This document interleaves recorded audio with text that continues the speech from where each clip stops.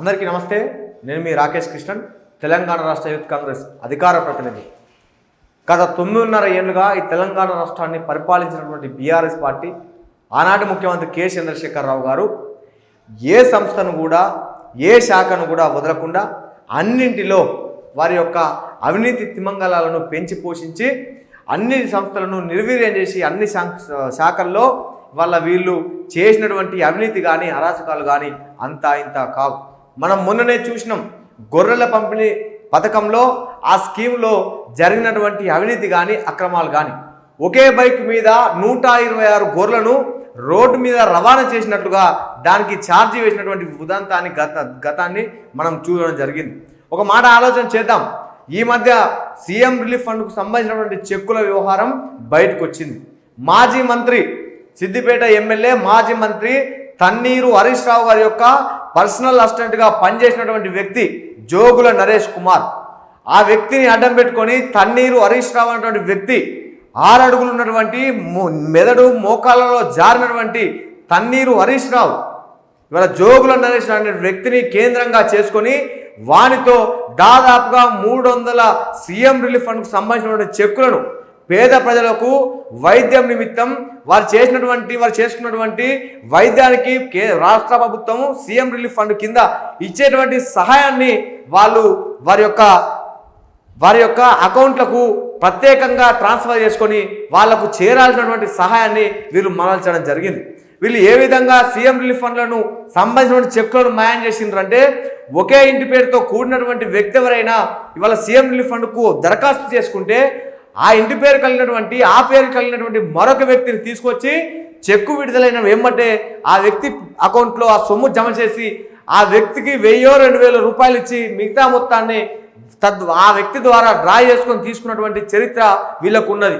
ఇవాళ పేపర్లలో కావచ్చు, టీవీలలో కావచ్చు నిత్యం వస్తూ ఉన్నది. సీఎం రిలీఫ్ ఫండ్ చెక్కుల అవినీతిలో మాజీ మంత్రి తన్నీరు హరీష్ రావు గారికి సంబంధించినటువంటి ఇవాళ కంప్యూటర్ ఆపరేటర్ అని చెప్పాలన్నా, లేకపోతే పిఏ అని చెప్పాలన్నా, జోగుల నరేష్ అనేటువంటి వ్యక్తి చేత తన్నీరు హరీష్ రావే ఈ సీఎం రిలీఫ్ ఫండ్ చెక్కుల్లో అవినీతికి పాల్పడారని చెప్పి మేము స్పష్టమైనటువంటి ఆరోపణ చేస్తూ ఉన్నాం. తన్నీరు హరీష్ రావుకు తెలియకుండానే ఈ విధంగా అవినీతి జరిగి ఉందా? దాదాపుగా 300 చెక్కులు ఈ విధంగా దారి మరలినాయి. అంటే అర్హులకు చేరుకోవాల్సినటువంటి సీఎం సహాయ నిధికి సంబంధించిన చెక్కులు వీళ్ళ సొంత అకౌంట్లలో వేసుకున్నారంటే దీనికంటే దుర్మార్గం ఇంకేదైనా ఉంటుందా? ఒకసారి ఆలోచన చేయండి. హరీష్ రావు అడ్డం పొడుగు బలిసి కాంగ్రెస్ పార్టీ మీద నిన్న మొన్న నుంచి బాగా మాట్లాడుతాడు. అబద్ధాలు చెప్పడంలో మామను మించిన దొంగ, మామను మించిన మోసగాడు ఈ 6 అడుగుల అందగాడనల్లా 6 అడుగుల మరి పొడుగున్నటువంటి హరీష్ రావు. మరొకసారి మీరు ఆలోచన చేయండి. ఈ హరీష్ రావు గారిని నేను అడుగుతా ఉన్నా, నీకు తెలియకుండానే ఇలాంటి ఉదాంతం తతంగం జరిగిందా? ఎందుకు నువ్వు ఇంకా నిజాన్ని దాచిపెట్టే ప్రయత్నం చేస్తున్నావు హరీష్ రావు అని చెప్పి నేను అడుగుతా ఉన్నా. నువ్వు ఒక పెద్ద దొంగవు, నువ్వు పెద్ద జేబు దొంగవు. ఏ విధంగానంటే, మీ ప్రభుత్వం అధికారంలో ఉన్నప్పుడు, మీ పార్టీ అధికారంలో ఉన్నప్పుడు సిద్దిపేటలో జరిగినటువంటి లేదా కొండపోచమ్మ సాగర్ కావచ్చు, రంగనాయక సాగర్ కావచ్చు, మల్లన్న సాగర్ కావచ్చు, ఈ అనేక ప్రాజెక్టుల నిర్మాణంలో, ఈ అనేక ప్రాజెక్టుల మరి నిర్మాణం కోసం తీసుకున్నటువంటి జాగల భూముల్లో నీ యొక్క హస్తం ఉన్నది. నువ్వు వారిని అనేక రకాలుగా బెదిరించి ప్రలోభపెట్టి ఇవాళ వాళ్ళ దగ్గర నుంచి జాగాలు తీసుకొని తద్వారా పైకి వచ్చినటువంటి వ్యక్తివి నువ్వు. ఆనాటి సిద్దిపేట కలెక్టర్గా ఉన్నటువంటి వెంకటరామరెడ్డి గారు దగ్గరగా ఉండి రైతుల పొట్టగొట్టి, రైతుల యొక్క జీవితాల్లో మన్ను కొట్టి వారి నుంచి విలువైన భూములను లాక్కున్నటువంటి చరిత్ర మీది.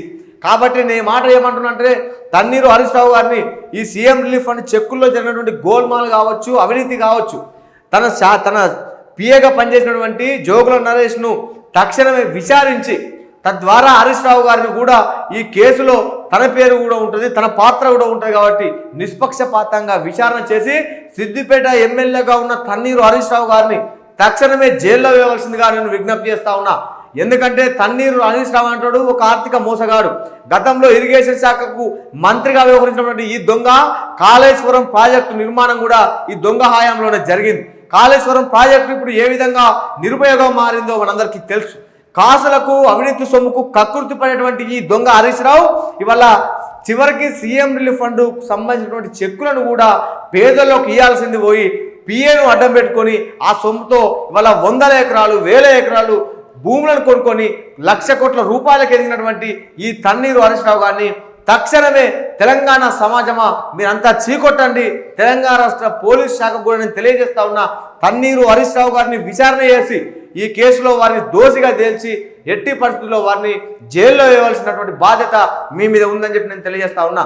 తన్నీరు హరీష్ రావు గారు ఇంకనైనా సిగ్గు తెచ్చుకో, ఇంకనైనా బుద్ధి తెచ్చుకో. నువ్వు అధికారంలో ఉన్నప్పుడు మంత్రిగా పనిచేసినప్పుడు నీ కోణాలు మొత్తం చీకటి కోణాలు, నువ్వు సాగించిన దందా మొత్తం గలీజ్ దందా. సిద్దిపేట ప్రాంతంలో నీ మీద కానీ నీ పార్టీ మీద కానీ ప్రశ్నించినటువంటి ఏ పార్టీ నాయకుడిని కూడా నువ్వు వదలకుండా చిత్రహింసలకు గురి చేసినావు, అనేక అక్రమ కేసులకు లోన్ చేసినావు, వారిని అదిరించినావు, బెదిరించినావు, లాస్ట్కు ఆత్మహత్యలను వారు చేసుకునే విధంగా ప్రేరేపించినావు, వారిని హత్యలు కూడా చేయించడం అనేటువంటి చీకటి చరిత్ర నీదని చెప్పి నేను తెలియజేస్తా ఉన్నా. తెలంగాణ రాష్ట్ర ముఖ్యమంత్రి రేవంత్ రెడ్డి అన్న తన్నీరు హరీష్ రావు గారి యొక్క ఈ సీఎం రిలీఫ్ ఫండ్ చెక్కుల గందరగోళాన్ని, అవినీతిని నిగ్గుదేల్చాలంటే తక్షణమే దీని మీద ఒక జడ్జి గారితో ఇన్వెస్టిగేషన్ చేయించి దీనిలో నిజానిజాలను నిగ్గుదేల్చి తన్నీరు హరీష్ రావు గారి ఎట్టి పరిస్థితుల్లో ఈ కేసు నుంచి ఇవాళ మనము తప్పించొద్దనే మాట మీకు అందరికీ తెలియజేస్తా ఉన్నా, నేను అందరికీ సూచిస్తా ఉన్నా.